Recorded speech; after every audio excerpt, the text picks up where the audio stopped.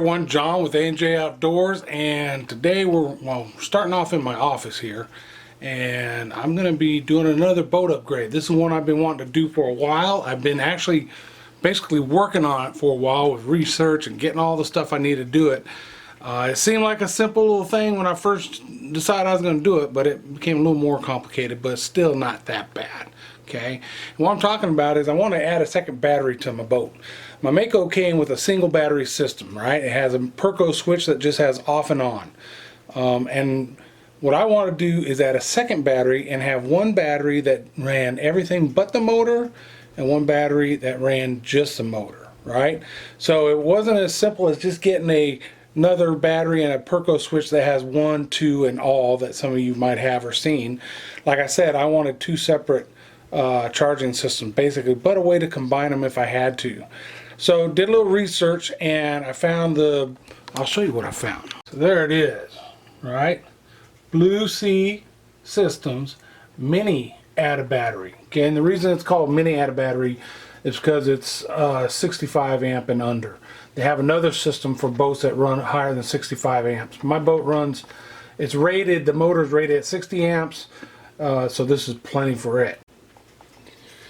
So what that includes is first, well, a switch. That looks like your common Perco switch, but it's not. It has on, off, and combine. And that's if you're in an emergency situation, the engine battery for some reason doesn't have enough oomph, it'll combine the two batteries to start the motor. And then it comes with the ACR, right? Which is the automatic charging relay. This dude, what it does is it makes sure that when you're running, that alternator on the motor is charging both batteries, right? If one's more low than the other, it'll send more power to that battery, okay? What it also does, though, is isolates the batteries. I go to start the motor. It's isolated, so only the start battery or the engine battery starts the motor, okay? Or when I'm not running, I'm anchored up somewhere, I got lights on, maybe a radio playing, my graphs are on, then it's making sure I'm only drawing power from my house battery and it's not drawing any power from my engine battery. That will help reduce the idea or the possibility of my battery being dead when I decide to leave and head home. Okay, so that's one of the main reasons I got it. Now all this extra stuff you see on here, these two fuses are 60 amp fuses required to protect this guy, right? Down here is a negative bus bar where all the negative cables to be attached to, from the two batteries, from the engine, from the house, and any other accessories with negative wires of their own. Okay.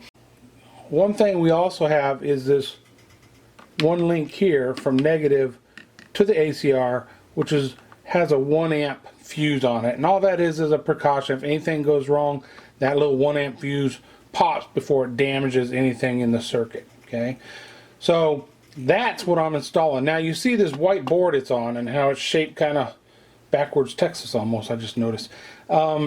That's because of where I'm locating this. It was down in the battery compartment. It's going to be tough to mount separate items in there. So I copied a few other folks that I saw and mounted them. I fit this board to where I wanted to put it and then mounted everything on this board. So now I just go in there and mount the board. You also see though that there's 2 screws missing out of this, right? That's just holding it in place for now. The main power to the motor still has to attach up here, and the main power to the house still has to attach here.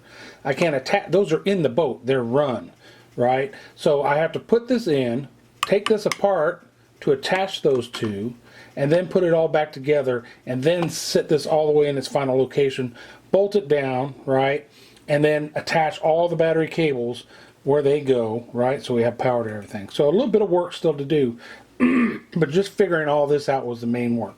See some things like on this positive cable, right? Okay, it looks clear. That's clear shrink tape that I used on it, and it completely covers the metal ends just like this one. And then I learned about liquid tape. The corrosion gets into these locations and you never even see it. Liquid tape is one of those things you add to this system at all these connection points, right? That'll help keep corrosion out. So all this stuff has clear liquid tape on it. Okay, so anytime you see like metal, it looks like bare metal, it's not. That is completely coated, and so is the connection point with that liquid tape. And then some of the connections here are coated also. Okay, my labeling on the board worked real well, but where it's going to sit in the boat, it's still hard to see. So I tried labeling the cables. That didn't work so well. That's just regular label paper, you know, the sticky stuff. Print it on a printer, put it on there, and then put some of that clear liquid tape over it. But the edges started coming up and stuff, so it's probably not going to stay on. Okay, so next what we got to do is we got to get out to the boat, right? We gotta get out there. We've got to pull the old battery out. We've got to pull the old battery box out because it's a single battery box, and now our tray, and we're putting 2 batteries in there. Pull the old switch out, and then install the new stuff, right? So that's where we're at, and we'll go over more of the stuff I used as we go into this process. All right, so let's get outside and let's get this thing installed.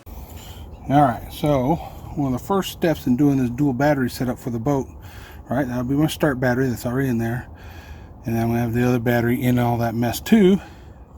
For my dual battery, that'll be my house battery. But first I gotta get all this junk out of here, get that battery out, because I got a new battery tray for both batteries to fit in.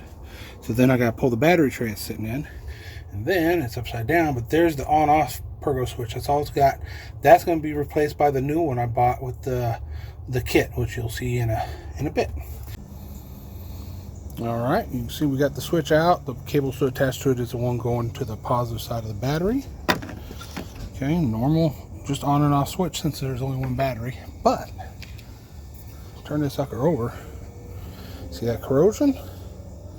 So this is something that's mounted where you really can't see back in there. You wouldn't know that corrosion's there unless, well, you did what I just did and took it apart. All right, new dual battery tray for Group 27 batteries. One thing we'll notice right away is how it mounts. All right, it's not just the 4 screws that the other one had. These are not going to line up with, there's the old one, see the wings on it? These are not going to line up with those holes, so I'll be making all new holes. I already know that I can use screws that length without an issue going through the bottom. So get my stainless steel screws together and get them in there. Boom. All right, so let's take a quick peek. There's our new double battery tray.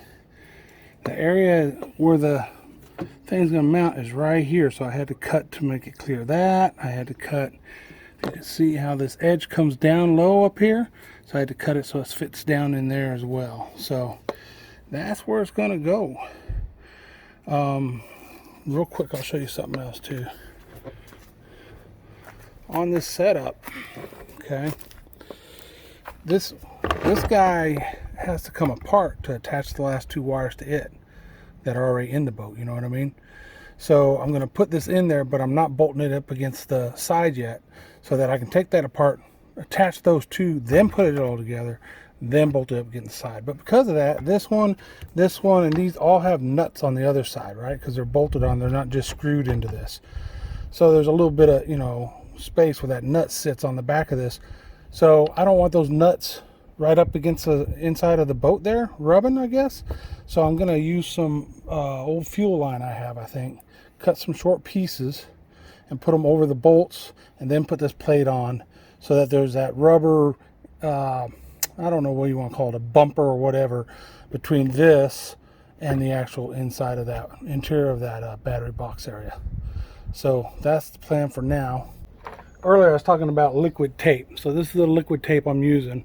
And you can see this one's clear. You can get it in different colors, but to me, it just clear just seems like it's going to work better. So what we got going on right now is that's the switch, right? We've got all 4 of the positives hooked to it now. So I put the first coat of liquid tape on it, and we got to let that dry. It's about 59, 60 degrees out here, so it's going to take a little longer than normal to dry.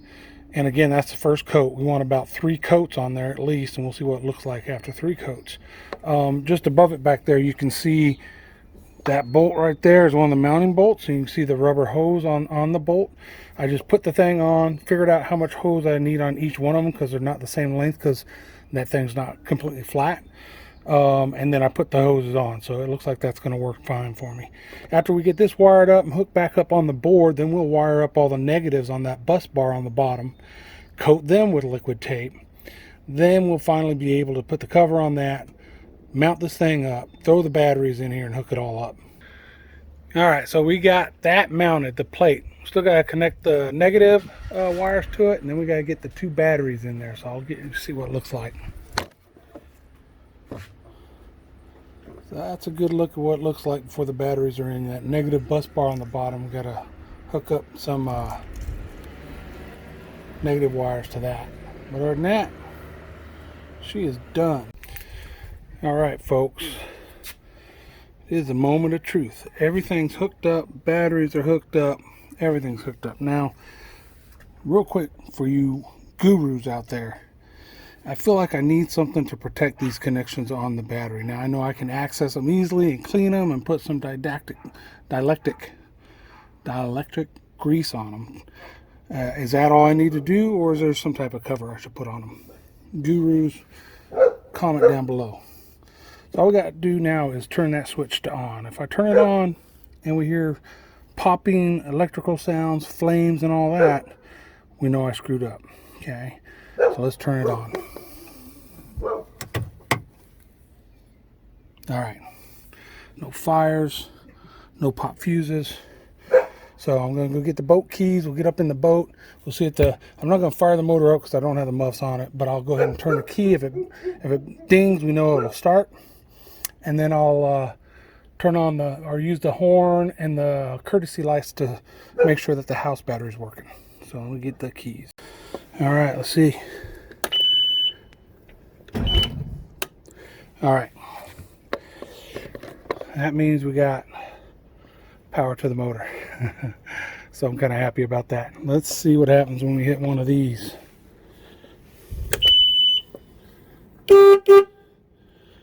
Works. I don't know if you can see that little light right there, but it is lit. So there you have it, folks. It looks like this thing was a success. Wow, what a project. So I may have sounded worse than it was. It wasn't that bad. It's just a lot of details, and I didn't want to do anything wrong. It's one of those things I've learned, at my age, that try to do it right the first time so I don't have to go back and mess with it again later, especially with something like that, electrical. But I want this boat to be as dependable as possible, and that's the whole reason I did that, so that I could be out there maybe by myself at night, lights on, doing all the stuff, and when I turn that key, that boat motor starts. So this is one step towards that dependability. So pretty happy now. We'll see how it does out on the water. All right, so do me a favor, if you like the video, give me a thumbs up. Again, you done this yourself, got suggestions for me to do things better, any of that kind of stuff, post down in the comments. I really do appreciate comments. I reply to all of them, read them all. If you're not a subscriber, go ahead and subscribe. I've put the hydraulic steering on this boat. You can see that video if you want.